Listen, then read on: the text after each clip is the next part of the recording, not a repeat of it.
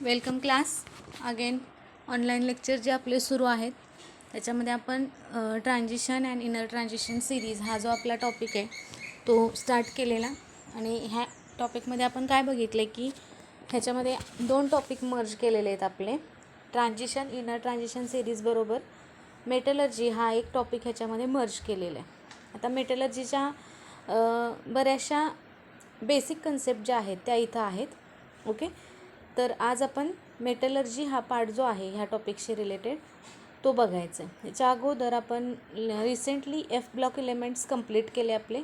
त्याच्यामध्ये आपण लॅन्थेनाइड्स आणि ॲक्टिनॉइड्सचा स्टडी केला होता with respect to their properties असतील, त्याचं कॉन्ट्रॅक्शन कसं होतं, ते कलर कसे दाखवतात, अशा फॉर्ममध्ये त्याचे ॲप्लिकेशन्स बघितले होते. कंपॅरेटिव्ह स्टडी दोघांचा बघितला आपण. तर मेटलर्जीमध्ये आज आपण बघत असताना इंट्रोडक्टरी पार्ट काय आहे बघा. मेटलर्जी म्हणजे काय असतं की ही अशी ब्रांच आहे जिथं मेटल हे प्युअर फॉर्ममध्ये मिळवले जातात फ्रॉम देअर ओअर्स ऑर मिनरल्स. म्हणजे एखादा मेटल आता आपल्याला सध्या प्युअर फॉर्ममध्ये दिसतो, पण तो प्युअर कसा केला जातो किंवा त्याला प्युरिफाय करायच्या काय टेक्निक्स आहेत हे सगळं मेटलर्जीच्या ब्रांचमध्ये येतं. मग आता एक्स्ट्रॅक्शनची प्रोसेस असते मेटलची. आता मेटलचं एक्स्ट्रॅक्शन जर कन्सिडर केलं तर हे जे मेटल आहेत बघा हे कसे असतात, एकतर ओअरच्या किंवा मिनरलच्या फॉर्ममध्ये आपल्याला बघायला मिळतात. इन शॉर्ट हे कंबाईंड स्टेटमध्ये असतात. फ्री फॉर्ममध्ये बऱ्यापैकी जे इलेमेंट आहेत ते किंवा मेटल जे आहेत ते एक्झिस्ट होत नाही. म्हणजे त्याच्यामध्ये गोल्ड आणि प्लॅटिनम जर सोडलं तर बऱ्यापैकी इलेमेंट कसे असतात, कंबाईंड फॉर्ममध्ये असलेले आपल्याला बघायला मिळतात. मग ते त्याच्या ऑक्साईडच्या फॉर्ममध्ये असतील, ते त्याच्या नायट्राईटच्या फॉर्ममध्ये असतील, सल्फेटच्या फॉर्ममध्ये असतील, अशा फॉर्ममध्ये हे कंबाईन असलेले आपल्याला बघायला मिळतात. अर्थ क्रस्टमध्ये बऱ्यापैकी हे फाइंड आउट होतात. तुम्हाला माहीत असेल बेसिक एक्झाम्पल बॉक्साईट ओवर जर आपण कन्सिडर केलं तर बॉक्साईट हे ॲल्युमिनियमचं ओवर आहे आणि ह्या बॉक्साईट ओवरमध्ये ॲल्युमिनियम हा त्याच्या ऑक्साईडच्या फॉर्ममध्ये असतो. म्हणजे बॉक्साईडचा फॉर्म्युला काय, Al2O3 अशा फॉर्ममध्ये जर कन्सिडर केला तर फॉर्ममध्ये त्याचा ऑक्सिजन बरोबर तो कंबाईन असलेला आपल्याला बघायला मिळतं आणि त्याच्याशी रिलेटेड तो तिथं कंबाईन फॉर्ममध्ये असतो. मग तशाच फॉर्ममध्ये सल्फाईड फॉर्ममध्ये असतात, नायट्राईट फॉर्ममध्ये असतात किंवा कार्बोनेटच्या फॉर्ममध्ये सुद्धा हे इलेमेंट असलेले आपल्याला बघायला मिळतात. ओके, मग आता ह्यांचं एक्स्ट्रॅक्शन जे आहे, हे एक्स्ट्रॅक्शन जे आहे तर ते एक्स्ट्रॅक्शन कसं केलं जातं, तर हे जे मिनरल असेल किंवा ओवर असेल त्याला प्युरिफाय केलं जातं आणि प्युरिफाय करत असताना मग त्याच्यामध्ये स्टेप्स येतात. मग मिनरल आणि ओवर ह्याच्यामध्ये जर डिस्टिंग्विश आपण कन्सिडर केलं तर हे नॅचरली ऑकरिंग कसे असतात, कंपाऊंड असतात आणि ह्याच्यामध्ये मेटलचं पर्सेंटेज असलेलं आपल्याला बघायला मिळेल. ओके, मग आता पर्टिक्युलरली प्युरिफिकेशन जे येतं किंवा एक्स्ट्रॅक्शन जे असतं ना तुमच्या मिनरलची वगैरे आपण कन्सिडर केलं तर त्याच्यामध्ये बऱ्याचशा स्टेप येतात. त्या स्टेप पण आपण पुढं बघणार आहे. च्या अगोदर तुम्हाला एक इथं टॅब्युलर फॉर्म दिलेला आहे. ह्या टेबलवरती तुम्हाला MCQ येऊ शकतात. MCQ जे आहेत त्याच्यामध्ये जर बघितलं आपण तर वेगवेगळ्या इलेमेंटचे इथं काय दिलेले आहेत बघा, ओर आणि मिनरल दिलेले आहेत. ओके, पहिला एलिमेंट आहे तुमचा आयर्न. आयर्नचा फॉर्म्युला सगळ्यांना माहिती आहे, आयर्नचा फॉर्म्युला Fe. आणि ह्या Fe इलेमेंटचे जे मिनरल आहेत त्याच्यामध्ये पहिलं आहे haematite, magnetite, limonite, pyrite, siderite. Okay, आता हेमेटाईट घ्या किंवा मॅग्नेटाईट घ्या किंवा सगळे ओवर जर कन्सिडर केले एक्सेप्ट पायराईट्स तर आणि सिडेराईट तर ह्याच्यामध्ये हा हेमेटाईट ओवरमध्ये आयर्न हा ऑक्साईड फॉर्ममध्ये बघा, फॉर्म्युला Fe2O3. मॅग्नेटाईटमध्ये सुद्धा तो ऑक्साईड फॉर्ममध्ये असलेला आपल्याला बघायला मिळतं, त्याचासुद्धा फॉर्म्युला आहे Fe2O4. लिमोनाईट पण ऑक्साईड आहे.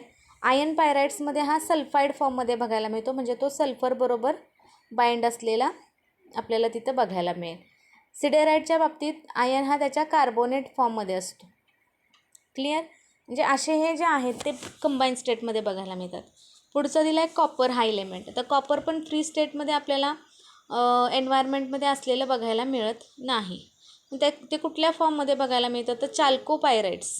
ओके, मग त्याचा फॉर्म्युला दिला आहे तुम्हाला. पायराईट म्हटलं की त्याचा सल्फाईड फॉर्म असतो, हे कन्सिडर करायचं आहे. नेक्स्ट पण आहे चाल्कोसाईट आणि क्युप्राईट. क्युप्राईट हा त्याचा ऑक्साईड फॉर्म येतो. ओके, त्याचे ओवर पण सेम तेच दिलेत, चाल्कोपायराईट आणि चाल्कोसाईटशी रिलेटेड. नेक्स्ट आहे झिंक. झिंकशी रिलेटेड त्याचं पहिलं मिनरल दिले झिंक ब्लेंड. आता झिंक ब्लेंड त्याचा फॉर्म्युला दिला आहे झिंक सल्फाईड ZnS. दुसरा दिला आहे झिंकाईट. झिंकाईट हा त्याचा ऑक्साईड फॉर्म असतो ZnO. आणि कॅलमाइन हा त्याचा कार्बोनेट फॉर्म आहे. ओके, म्हणजे असे हे सिलेक्टेड 3 एलिमेंटशी रिलेटेड त्यांचे जे मेटल आहे त्यांचे ओव्हर्स आणि मिनरल्स तुम्हाला दिलेत. असे बऱ्यापैकी जे आहेत आपल्याला सांगता येतील हे कसे फाइंड आउट होतात, तर ते त्याच्या कंबाईन स्टेटमध्ये मिनरल किंवा ओव्हरच्या फॉर्ममध्ये फाइंड झालेले आपल्याला बघायला मिळतात.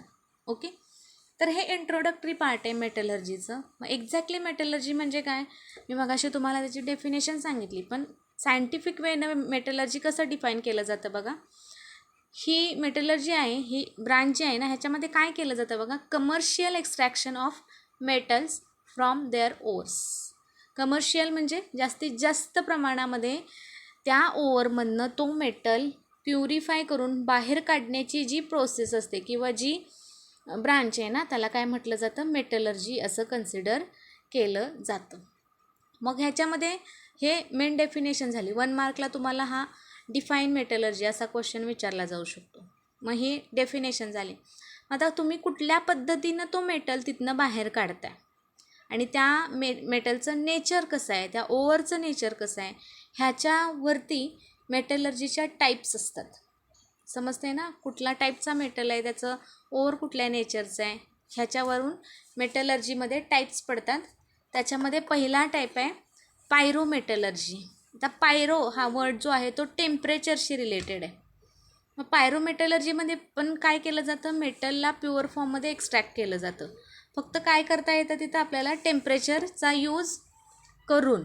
ओके, पहिला टाईप आहे बघा मेटलर्जीशी रिलेटेड पायरोमेटलर्जी. हा टेम्परेचरशी रिलेटेड आहे आणि ह्या प्रोसेसमध्ये काय केलं जातं, हाय टेम्परेचरचा यूज तर होतोच, पण मेटलचं एक्स्ट्रॅक्शन करत असताना सर्टन रिड्युसिंग रिएजंट तिथं यूज केले जातात.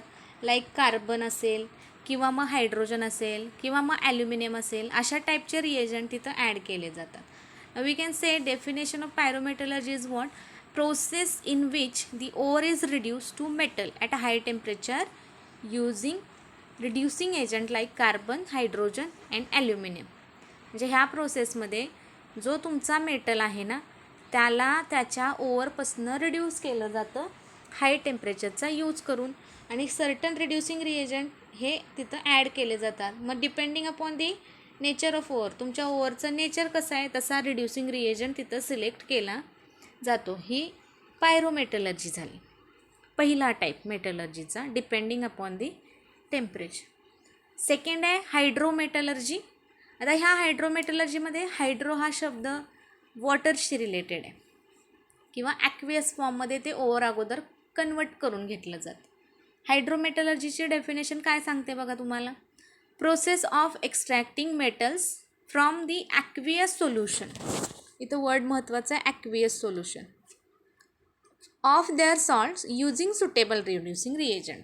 समजते ना, म्हणजे इथं काय केलं जातं, जे तुमचं ओव्हर असणार आहे त्याला अगोदर त्याच्या ॲक्वियस फॉर्ममध्ये काय केलं जातं, कन्वर्ट केलं जातं आणि त्या ॲक्वियस फॉर्ममध्ये त्याला कन्वर्ट केल्यानंतर सुटेबल रिड्युसिंग रिएजंट इथं पण ॲड केले जातात आणि with the help of reducing reagent त्या ॲक्वियस सोल्युशनमधनं जो तुमचा मेटल असणार आहे त्याला काय केलं जातं, प्युअर फॉर्ममध्ये एक्स्ट्रॅक्ट केलं जातं.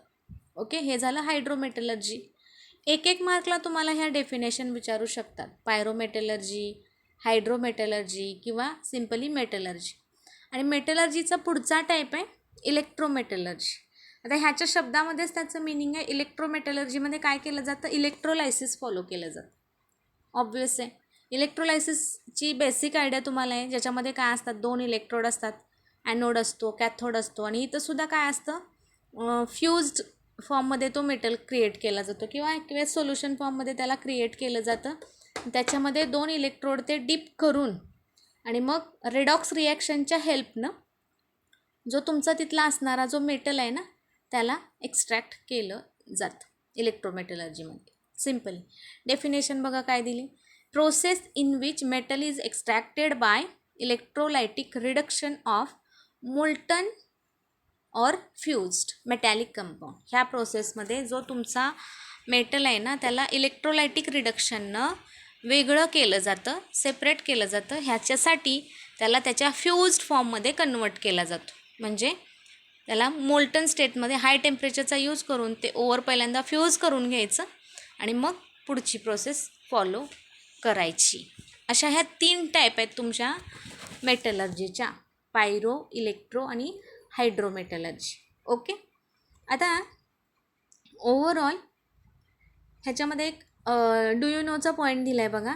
Extraction of iron has been known to Indian since 700 before Christ. म्हणजे जवळजवळ 700 वर्षाच्या अगोदर बिफोर क्राइस्ट जर कन्सिडर केलं तर आयर्नचं एक्स्ट्रॅक्शन हे इंडियन लोकांना माहीत होतं. हे कसं केलं जात होतं तर इंडियन ब्लॅकस्मिथ जे आहेत म्हणजे आपण लोहार काम करणारे जी लोक आहेत ना त्यांना माहीत होतं की थर्मोमेकॅनिकल प्रोसेस न ते वेगळं केलं जाऊ शकतं, एक्स्ट्रॅक्शन करता येतं. मग आर्किओलॉजिकल स्टडी जो हडप्पा जी ही आहे लोकसंस्कृती त्याच्यामध्ये जेव्हा झाला मध्य प्रदेशशी related iron object middle iron age त्या फॉर्ममध्ये मग ते आयर्न तशा फॉर्ममध्ये केलं जायचं. किंवा फेमस आयर्न पिलर जो आहे दिल्लीमधला जो 1300 वर्षापूर्वीचा आहे आणि तरीही तो अजून रस्ट फ्री आहे. आता त्याच्याशी रिलेटेड पण हे टेक्निक अगोदरपासूनच माहीत असलेले आपल्याला बघायला मिळतात. ओके. मग ही जी मेटलर्जी आहे आपली ज्याच्यामध्ये आपण मेटल त्याच्या ओवरपासून प्युअर फॉर्ममध्ये एक्स्ट्रॅक्ट करतो. मग ह्या एक्स्ट्रॅक्शनसाठी नेमक्या किती स्टेप्स इन्वॉल्व केलेल्या असतात तर त्याच्यामध्ये पण स्टेप येतात. Steps involve in process of extraction हा आपला पुढचा पॉईंट आहे बघ.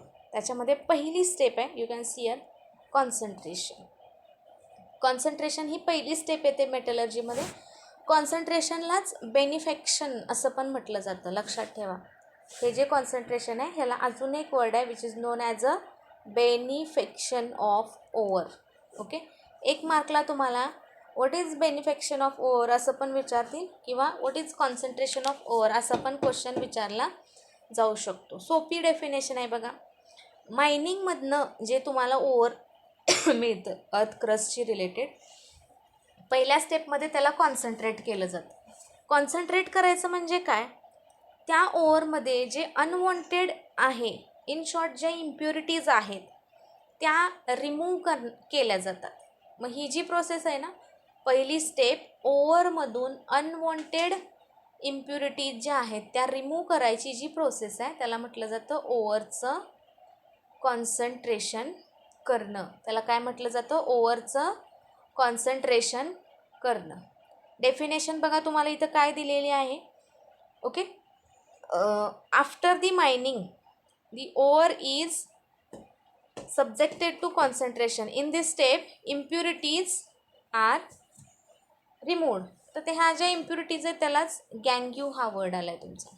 गँग्यू म्हणजेच अनवॉन्टेड इम्प्युरिटीज. लक्षात ठेवा. व्हॉट इज गँग्यू असं पण क्वेश्चन विचारला जाईल तुम्हाला तेव्हा त्याच्याशी रिलेटेड पण तुम्ही बघा. डेफिनेशन काय आहे गँग्यूची. गँग्यू is nothing but the unwanted impurities. Okay. गँग्यू म्हणजे काय अनवॉन्टेड पार्टिकल्स किंवा इम्प्युरिटीजलाच आपण गँग्यू म्हणतो. मग ह्या इम्प्युरिटी काय असतात. इट मे बी वॉट हे सँड असू शकते. ओके. हे मड असू शकते किंवा अदर अनवॉन्टेड इम्प्युरिटीज असू शकतात. सँडी अर्धी मटेरियल जे आहे त्याला आपण गँग्यू म्हणतो. समजते. हे इम्प्युरिटीच्या फॉर्ममध्ये मिक्स केलेलं असतं किंवा मिक्स असतं कारण अर्थ क्रस्टमधनं आपण हे आणतो आहे मायनिंगमधून. मग ह्याचा अर्थ ह्याच्यामध्ये अशा टाईपच्या इम्प्युरिटी असतात. समजते. आता जेव्हा कॉन्सन्ट्रेशनची प्रोसेस असते किंवा सेपरेशनची जी प्रोसेस आहे गँग्यू मटेरियलचं सेपरेशन ओवरमधनं केलं जातं तेव्हा मग वेगवेगळे टेक्निकनं करता येतं. म्हणजे कॉन्सन्ट्रेशनमध्ये सुद्धा बऱ्याचशा मेथड फॉलो केल्या जातात. मग काय मेथड आहेत तर बाय वॉशिंग कॉन्सन्ट्रेशन करता येतं, हायड्रोलिक क्लासिफायर वापरता येतं, मॅग्नेटिक सेपरेशन येतं, फ्लोटेशनचं टेक्निक येतं. अशा वेगवेगळ्या मेथड वापरून ओवर कॉन्सन्ट्रेट आपल्याला करता येतं. वॉशिंगमध्ये काय केलं जातं बघा. हाय फ्लो असतो किंवा हेवी वॉटरचा फ्लो यूज केला जातो आणि ओवर सिम्पली वॉश केलं जातं. वॉश केल्यानंतर जे लायटर मटेरियल आहे गँग्यूच्या फॉर्ममधलं ते वॉश होऊन पुढं निघून जातं. मॅग्नेटिक सेपरेशनमध्ये काय केलं जातं तर मॅग्नेटिक सेपरेशनमध्ये बघा असे 2 व्हील्स असतात आणि त्याला एक बेल्ट जोडलेला असतो. त्यातलं एक व्हील जे आहे त्याला मॅग्नेट असतं आणि एकाला मॅग्नेट नसतं. इथं ते ओव्हर तुमचं काय केलं जातं, तर पोअर करायचं आणि नंतर हे दोन व्हील काय केले जातात, they are get rotated. Rotate जसं होणार तसं ओव्हर पुढे येतं. ओके. आणि पुढं आल्यानंतर जे मॅग्नेटिक मटेरियल आहे ना ते ह्या व्हीलला काय होईल, चिकटून बसलेलं आपल्याला बघायला मिळेल. जे नॉन मॅग्नेटिक आहे ते पुढं थ्रो आउट केलं जातं. अशा फॉर्ममध्ये मग मॅग्नेटिक सेपरेशननं तुमचं ओव्हर सेपरेट होतं. फ्रोथ फ्लोटेशनच्या टेक्निकमध्ये काय केलं जातं, there is one system. Oil आणि वॉटरचं मिक्सचर घेतलं जातं. ऑइल घेत असताना इथं पाईन ऑइल किंवा युकॅलिप्टस ऑइल घेतलं जातं, दोन्हीपैकी एक. आणि हे ऑइल पाण्याबरोबर मिक्सअप केलं जातं. आता ह्याच्यामध्ये सुद्धा असा एक व्हर्टिकल म्हणजे कॉलमच्या फॉर्ममध्ये अशी डायग्रॅमॅटिक त्याचं रिप्रेझेंटेशन येतं. एका साईडनं म्हणजे हे पूर्ण वॉटरशी रिलेटेड आणि वरती ह्याच्यावरती ऑइलचा लेअर असतो. बेसला ह्याला एक फॅन लाईक प्रोजेक्शन असतं आणि मग जेव्हा आपण ह्यात ओव्हर घालतो तेव्हा हा फॅन काय केला तो ऑन. आणि फॅन ऑन केल्यानंतर हे पूर्ण आतलं जे वॉटर आहे ना ते आणि ऑइल जेव्हा रिॲक्ट होणार तेव्हा फ्रोथ क्रिएट केला जातो. फ्रोथ याचा अर्थ फेस.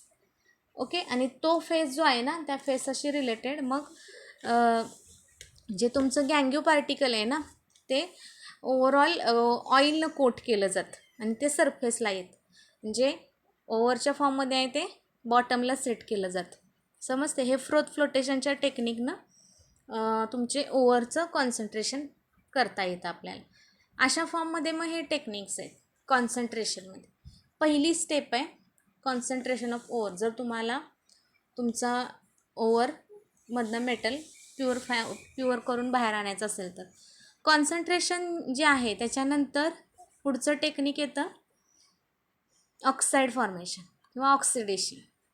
ऑक्सिडेशनमध्ये काय केलं जातं बघा, अनवॉन्टेड इम्प्युरिटी पहिल्या स्टेपमध्ये रिमूव्ह झाल्यानंतर ओव्हरचा ऑक्साईड तयार केला जातो. म्हणजे त्याला एअरबरोबर रिॲक्ट केलं जातं आणि त्याला त्याच्या ऑक्साईड फॉर्ममध्ये आणलं जातं. आता एअरबरोबर रिॲक्ट करत असताना मग त्याच्यामध्ये in presence of air, in absence of air असं पण करता येतं. The in presence of air जे असतं ओव्हरचं heating in presence of air at high temperature त्याला म्हटलं जातं calcination of ore. Okay. Sorry, roasting of ore, रोस्टिंगशी रिलेटेड. आणि दुसरं येतं कॅल्सिनेशन. कॅल्सिनेशनमध्ये काय केलं जातं, हिटिंग असतं ओव्हरचं पण लिमिटेड सप्लाय ऑफ एअर असतो. समजते का. हे दुसऱ्या स्टेपमध्ये केलं जातं. ओव्हरचा ऑक्साईड फॉर्म करायचा एकतर कॅल्सिनेशननं किंवा एकतर रोस्टिंगनं. मग कॅल्सिनेशन कुठल्या ओव्हरला वापरायचं आणि रोस्टिंग कुठल्या ओव्हरला वापरायचं हे सुद्धा डिपेंड आहे. तुमचा ओव्हर कुठल्या टाईपचा आहे त्याच्यावरती कॅल्सिनेशन आणि रोस्टिंग हे डिपेंड राहतं. समजते. हाय टेम्परेचरला एअरच्या प्रेझेन्समध्ये आणि एअरच्या ॲब्सेन्समध्ये केलेलं ओव्हरचं हिटिंग.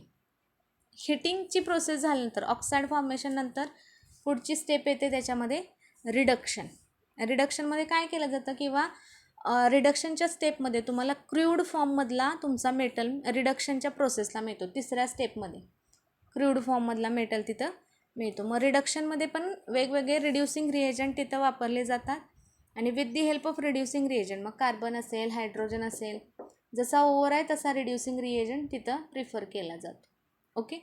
आणि फायनली मग रिड्युसिंग नंतर रिफायनिंगचा टेक्निक आहे.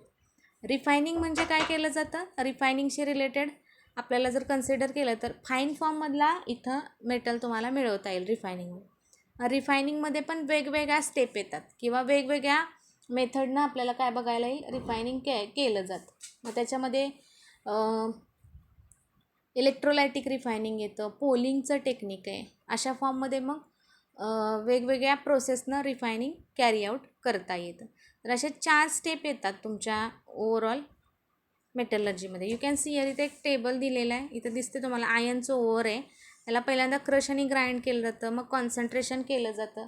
कॉन्सन्ट्रेशनमध्ये ह्या मेथड आहेत दिलेत बघा इथं, यू कॅन सी कॉन्सन्ट्रेशन झाल्यानंतर रिडक्शन आणि रिडक्शनमध्ये पण एवढे टेक्निक येतात मग परत सब पॉईंटशी रिलेटेड. कोकचा यूज करून, कार्बन मोनॉक्साईडचा यूज करून, हिटिंगचा यूज करून, ॲल्युमिनियमचा यूज करून. ओके. इलेक्ट्रोलायटिक रिडक्शन येतं. रिडक्शननंतर रिफायनिंग आणि मग प्युअर फॉर्ममधला आयन. रिफायनिंगमध्ये हे एवढे टेक्निक आहेत, liquefaction, distillation, oxidation, electro refining. अशा फॉर्ममध्ये हा म्हणजे ओव्हरऑल थेअरी जी आहे ना तुमची ही एका चार्टमध्ये इथं समराईज केलेली बघायला मिळते. हा चार्ट तुम्ही व्यवस्थित बघायचा आहे मुलांना. ओके, तर एकंदरीत हे सगळं इंट्रोडक्शन होतं म्हणा मेटलर्जी ह्या आपल्या ब्रँचशी रिलेटेड. ह्याचा जो रिमेनिंग पार्ट आहे तो आपण पुढच्या लेक्चरला डिस्कस करूया. ओके.